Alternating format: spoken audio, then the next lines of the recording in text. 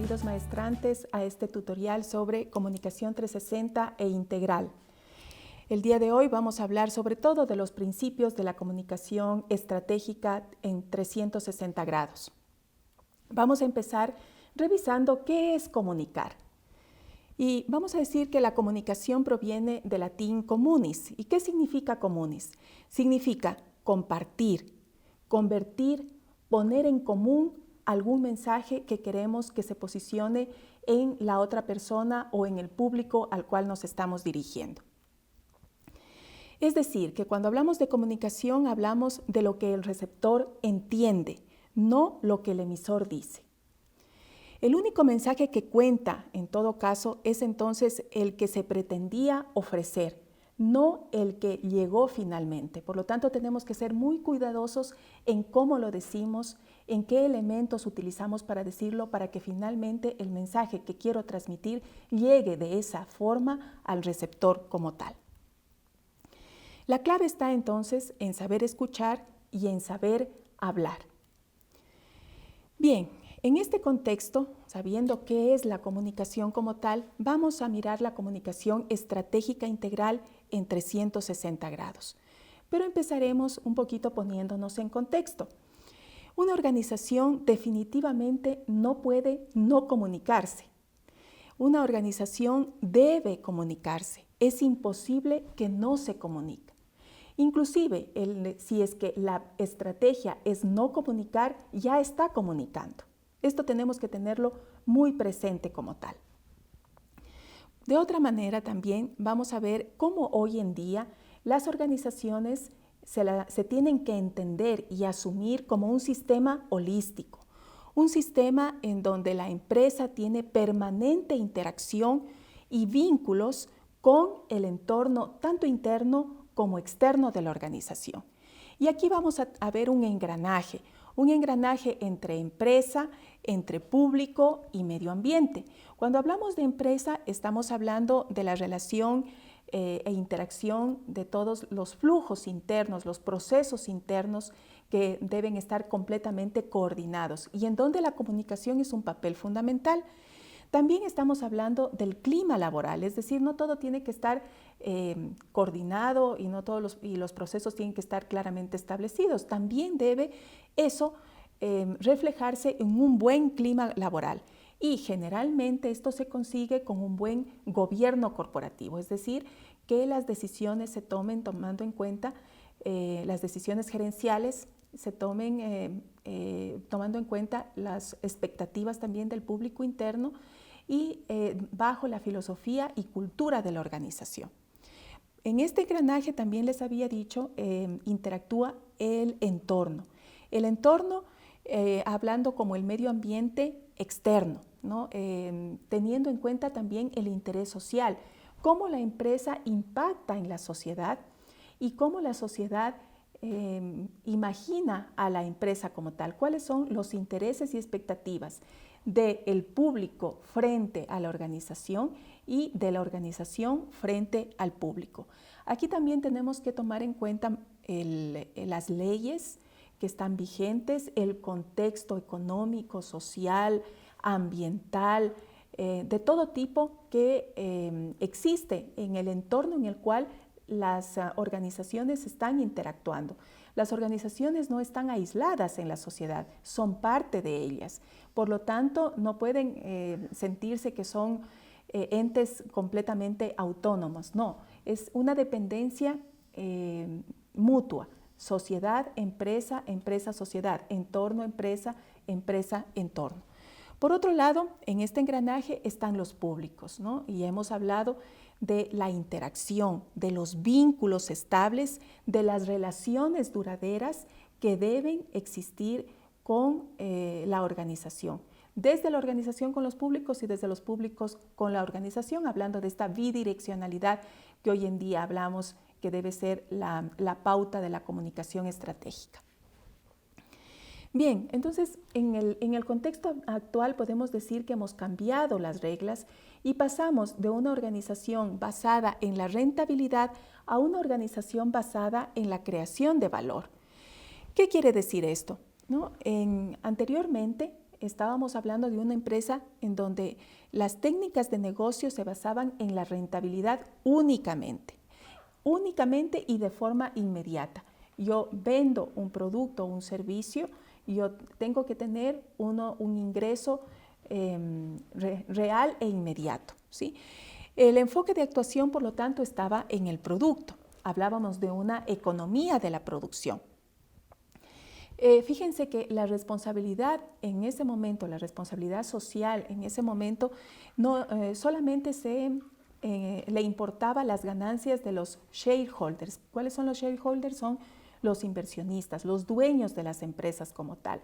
Algún premio Nobel nos decía que efectivamente la responsabilidad social de las empresas en algún tiempo atrás estaba centrada en optimizar las ganancias de los shareholders.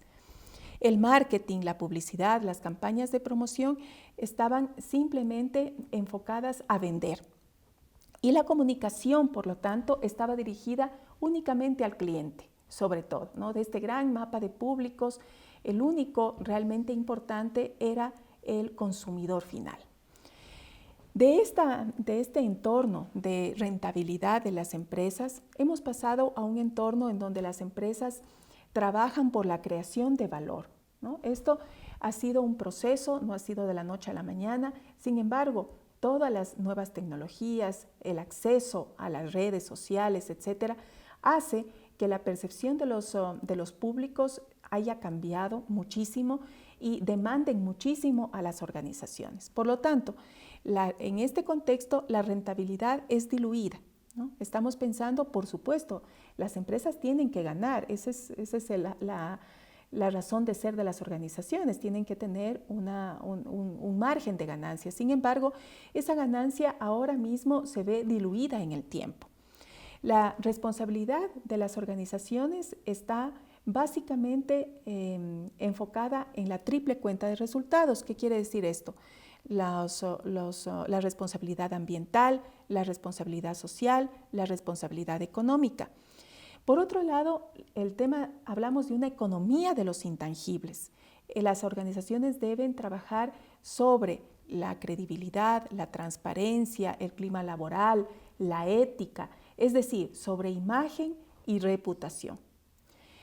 El organigrama en las organizaciones se lo entiende hoy como una red global que sobrepasa los límites físicos de la empresa y se extiende a sus vínculos, es decir, a sus públicos, ¿sí?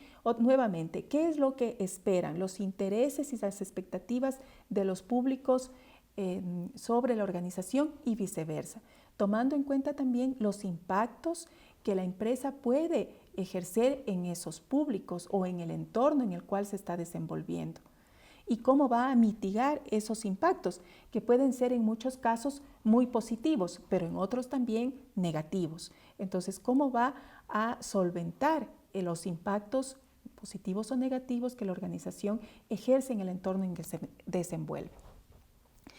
Organizaciones que sirven y no dominan, es decir, la relación va más allá del consumidor, del cliente y por lo tanto del producto. No solamente trabajamos para vender, sino para establecer una real conexión con el entorno, de la empresa con el entorno. Bien, entonces, resumiendo un poco esta parte, estamos hablando de una economía de la reputación y de los activos intangibles que nos harían unas organizaciones confiables y diferentes, ¿sí?